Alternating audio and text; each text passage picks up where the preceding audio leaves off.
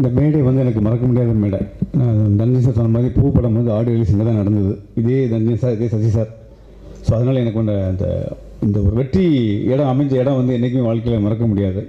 அது திரும்பவும் வந்து சார் மாதிரி பத்திரிகையாளர் நிறைய சொல்லுவாங்க, ஏங்க நீங்களாம் ஏங்க தேவையில்லாமல் டைவெர்ட் மாதிரிங்க, இசை பண்ண எங்கெங்கும் சொல்லுவோம். அப்போ நான் அவங்கள பார்த்து நான் வந்து தப்பாக நினைப்பேன். இதுக்கு நம்ம ஏன் நம்ம ஏன் டைவெர்ட் பண்ணக்கூடாது, நம்ம ஏன் இப்படி பண்ணக்கூடாது, நம்ம ஏன் வந்து இப்படி சொல்கிறாங்கன்னு நினச்சிட்டே இருப்பேன்.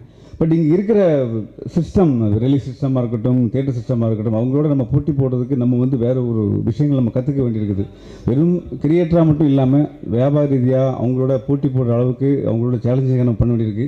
எனக்கு இது வந்து ஒரு பெரிய வட்டம். ஸோ இந்த வட்டத்துக்குள்ளே நம்ம சிக்கிடக்கூடாதுன்னு ஒரு அன்பில் தான் அவங்களாம் சொன்னாங்கன்னு அப்புறம் தான் தெரிஞ்சுது.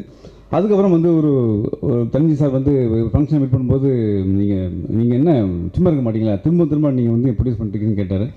அதெல்லாம் எல்லாத்தையும் மைண்டில் வச்சு ஒரு நல்ல ஒரு விஷயம் பண்ணணும்னு வெயிட் பண்ணிட்டு இருந்தேன். அதுக்கப்புறம் இந்த வருஷத்தில் ஒரு 3-4 படங்கள் கமிட் பண்ணியிருக்கேன். அது முதல் படமாக பட்டதாரி.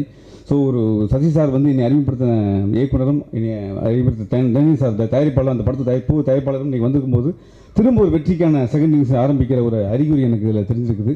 கண்டிப்பாக புது விஷயம் இந்த படத்தில் இருக்குது. சங்கர் பாண்டியன் மதுரை கதையை சொல்லும்போது மதுரையில் வந்து வழக்கமாக வெட்டுக்குத்து, அரட்ரோசு, அருவாள்லாம் இருக்கும். அது இல்லாத ஒரு படித்த 5 பசங்களோட வாழ்வியலை சொல்லக்கூடிய கதைக்களத்தை கொண்டு வந்தார்.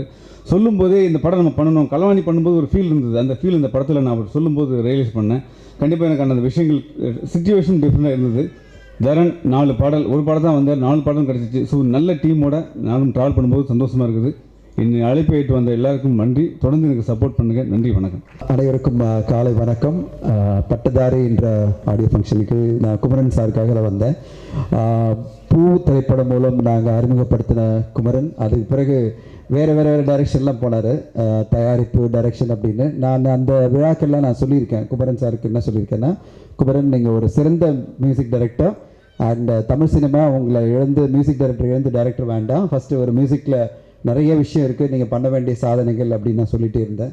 அண்ட் இப்போ இந்த படம் மியூசிக் பண்ணும்போது எனக்கு கால் பண்ணி சொன்னார், சார் நீங்கள் சொன்னபடியே நான் மியூசிக் கான்சன்ட்ரேட் பண்ணிகிட்ருக்கேன், இந்த படம் மியூசிக் பண்ணுறேன், நீங்கள் வரணும் அப்படின்னு சொன்னார்.